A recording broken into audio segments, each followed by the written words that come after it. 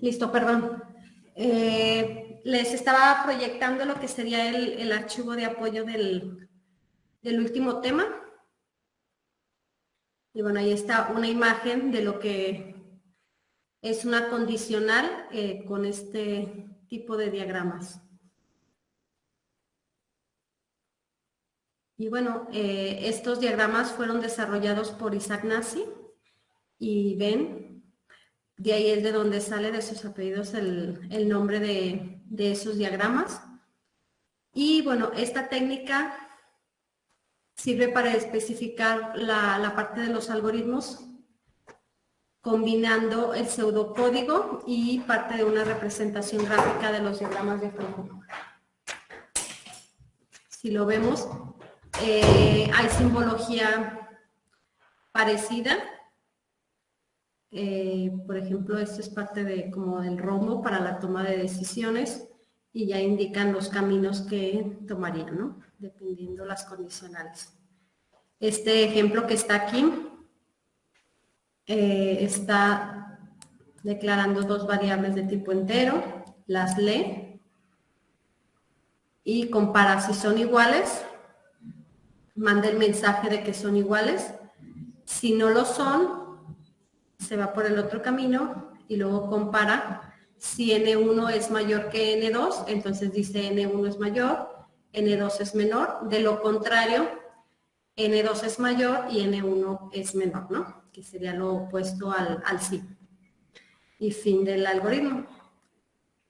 En el caso, pues, este es un enfoque estructurado. Es menos visual que para el diseño y la documentación. Adopta la programación estructurada, utiliza un número limitado de símbolos para que represente cada una de las sentencias y bueno, el diseño es de arriba hacia abajo, como lo vimos en esta parte. Divide el problema en subproblemas hasta que quedan solo comandos y estructuras de control. ¿Ok? Aquí viene un tipo de software con el que lo pueden hacer. Les decía que con el PCInt también lo podemos hacer. Entonces, aquí está, por ejemplo, otro algoritmo. Nada más aquí está utilizando las palabras en inglés, si se fijan. Y bueno. Los tipos bueno, este sería de las estructuras, perdón. Las estructuras secuenciales ya lo vimos, que se ejecutan una tras otra. Y hay tres tipos de estas instrucciones secuenciales, que es la declaración de las variables, la asignación y lo que sería el leer o escribir. La mayoría de los algoritmos actúan sobre un conjunto de datos suministrados por el usuario, que ya lo vimos en los ejercicios que estuvimos trabajando. Se espera que a partir de dichos valores se pueda hacer un proceso y se genere la información de salida, ¿no? Que sería el resultado. En cuanto a la declaración de variables, teniendo en cuenta la compatibilidad con la mayoría de los lenguajes, se recomienda que desde el diseño del programa se utilice una forma determinada para la declaración de las variables. En la práctica anterior, donde estuvimos trabajando lo de diagramas y pseudocódigos, al final estuvimos haciendo una parte con la opción de definir, ¿no? Y es en donde estamos haciendo esta parte de la declaración y que se debe de hacer al inicio, ¿no? Del algoritmo. Y bueno, aquí vienen algunos ejemplos de cómo declarar. Esto va a variar un poco con respecto al software que estemos utilizando para el diseño. Por ejemplo, aquí nos menciona que primero va el tipo de dato y luego la lista de variables. Nosotros ya vimos que en PCInt va la palabra definir, en la lista de variables y después el tipo, ¿no? Entonces, esto nomás cambia un poquito el orden de cómo se hace la declaración. Y bueno, aunque algunos lenguajes de programación permiten declarar las variables en el momento en que las necesitas, es aconsejable siempre declararlas, ¿no? Como les mencionaba, en el caso de C es obligatorio declararlas. En el caso de otros lenguajes, PHP por ejemplo, Python, les mencionaba por decir algunos, esos no necesitas declarar, el propio compilador decide cómo interpretarlos en base al valor que se almacena en ellos. Entonces, esa sería la cuestión de la parte de la declaración.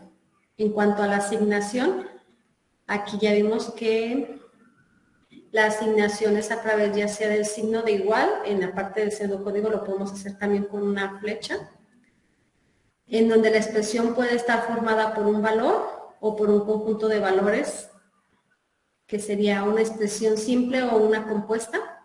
Ya cuando tenemos operadores entre ellas, pues estamos hablando de una expresión compuesta, y cuando nada más le estamos asignando un valor, como tal acá en las primeras, esta sería una expresión simple.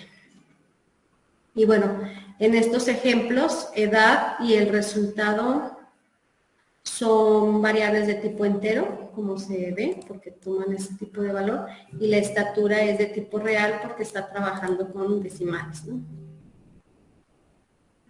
Una asignación consiste en tres partes, una que es la variable, otra el signo de igual y la última que sería la expresión o el valor que se le va a asignar a la variable.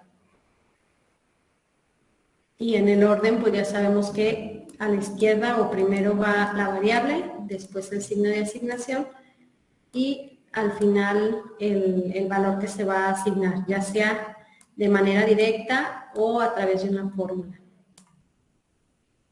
que ya lo utilizamos también, ¿no? En cuanto a la instrucción leer, se utiliza para enviar información desde un dispositivo de entrada. En este caso hemos utilizado lo que es el teclado. Y esos datos pues se guardan en la memoria, ¿no? Cada que hablábamos de variables, pues se hace una reservación en la memoria para poder guardar ese valor. Y bueno, las instrucciones de entrada en estos diagramas Nancy Chaderman se representan así, es leer y luego la lista de variables. Por ejemplo, leer A, B, si se fijan es la misma sintaxis que hemos estado trabajando con el pseudocódigo. Y bueno, ¿qué más les puedo decir? La parte de escribir, pues igual. Esta instrucción le permite enviar los datos a la memoria y que salgan hacia un dispositivo, perdón, los datos desde la memoria hacia un dispositivo de salida que podría ser, en este caso, la pantalla, ¿no? Puede ser también la impresora. La información que se envía puede ser una constante o también contenidos de variables. En cuanto a constantes, digamos que va a ser lo que está entre comillas, eso siempre va a salir. Y el valor de la variable pues puede cambiar en base a lo que esté almacenado en memoria, ¿no? Y bueno, nuevamente aquí escribir A, B, aquí nos está diciendo que se va a imprimir los valores y cuando está dentro de las comillas pues se imprime el mensaje tal cual. Si ustedes la variable la imprimen dentro de las comillas, les va a imprimir esas letras o ese identificador, no el valor que tiene guardado, ¿sí?, en memoria. Este es un ejemplo de un algoritmo para calcular el área y el perímetro de un rectángulo. Se hace lo que es el análisis que hemos venido trabajando. Están los datos de entrada, los de salida y los procesos que se aplicarían. Y bueno, ya la solución la veríamos ahorita, en el sistema. Viene lo que son las estructuras de decisión, que también ya las vimos, simple, doble y múltiple. que sería leaf. Creo que todo esto, por ejemplo, aquí es el diseño de cómo quedaría la selectiva. Por ejemplo, si es la selectiva simple, nada más se considera el sí, el no, que esta columna quedaría vacía. Esto estaría vacío. Y si estamos considerando la selectiva doble, entonces estamos considerando ambos caminos o ambas opciones, cuando se cumple y cuando no se cumple. Y aquí es un ejemplo. ¿Sí? La única instrucción que está dentro del if cuando se cumple es esta, valor absoluto del número, y cuando no se cumple sería esta. Ok, este ejercicio pues ya lo hicimos nosotros utilizando la función ABS, pero creo que Andrés sí la hizo de esta forma, ¿no? Okay. En cuanto a la decisión múltiple, pues se ponen varias columnas. Aquí está, por ejemplo, cuando la variable es igual a 1, hace esta acción. Cuando la variable es igual a 2, hace esta acción. Cuando la variable es igual a 3, esta, y así. Hasta cuando ninguna es, ¿no? Y las repetitivas, estas hacen como anidado el bloque. Si se fijan, está el mientras, y dentro de ese está el bloque de instrucciones que se van a estar repitiendo mientras se cumpla la condición. Aquí puede haber selectivas, puede ser nada más instrucciones secuenciales, así como. Esa sería la estructura utilizando el mientras. Un ejemplo, ¿no? El for, pues es también otra estructura repetitiva. Es igualita al while. Si se fijan, en cuanto a estructura, nada más cambia pues la parte de lo que incluimos aquí en la instrucción del for o del para. Porque aquí tenemos que decir que para la variable tal, con el valor inicial, hasta tal valor final y el valor que va a ir incrementándole a esta variable. ¿Sí? Así sería para el for. Y bueno, aquí está entonces en resumen, la simbología de este tipo de diagramas. Secuencial se pone nada más como una fila. Las selectivas simple o doble sería de esta forma. La selectiva múltiple de esta otra forma. El for y el while así, y el do while, la condición queda en la parte inferior. ¿Sí? Y bueno, ya vienen aquí algunos ejemplos. Esto es en base, era el que estaba en la parte superior, que con dos números dados, identificar cuál es el mayor y cuál es el menor. Es el mismo que estaba en la parte superior que les acabo de leer. ¿Sí? ¿Dudas hasta aquí?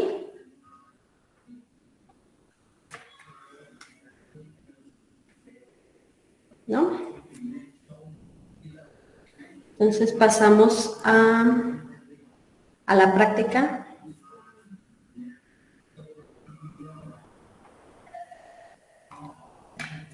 Nueve, para ir aplicando esta parte de los ejercicios utilizando o creando más bien los diagramas Nancy. Entonces me salgo. Con esto les decía que terminamos el módulo 3, ya nada más nos faltaría hacer esta práctica. En cuanto a contenido, pues ya lo vimos. Aquí el primer ejercicio dice: la temperatura crítica de una caldera es de 150 grados centígrados.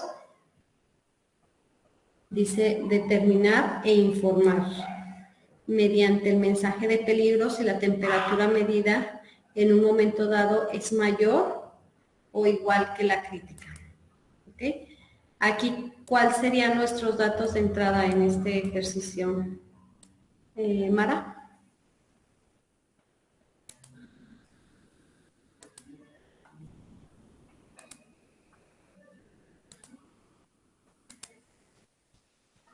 La temperatura. Ok. Aquí vamos a ponerle, que es el ejercicio 1, práctica 8. Ok. Entonces vamos a ir poniendo cada uno de los elementos. Si se fijan, lo podemos hacer como en los otros diagramas. Vamos jalando lo que queremos hacer. Y aquí sería introduce la temperatura de la caldera, ¿no? Y luego, ¿qué seguiría, Mara?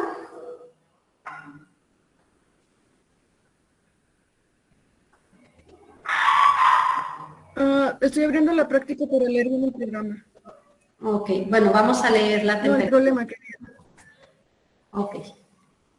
Leemos la temperatura, lo voy a poner así, a ver si alcanza a ver un poquito ambas cosas. Ok, ya tenemos nuestros datos de entrada. Ahora, ¿qué es lo que tendría que hacer si tenemos que mandarle un mensaje de peligro en caso de que la temperatura sea igual o mayor de que 140, 150 grados? Moisés, ¿qué seguiría?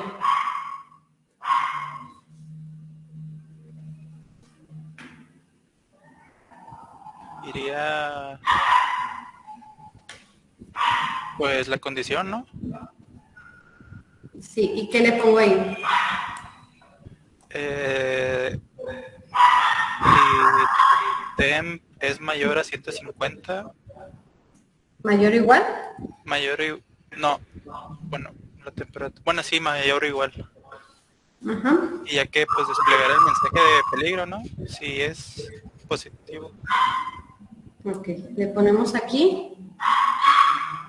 Nada más dice que peligro, ¿verdad? Ok. ¿Y qué otra cosa tendría que hacer?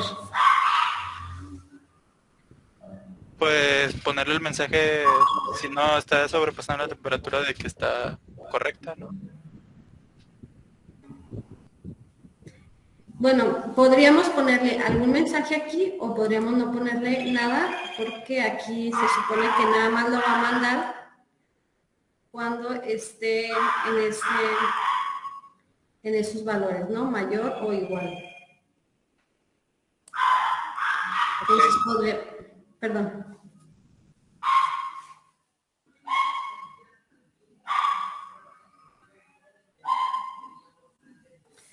Si lo probamos aquí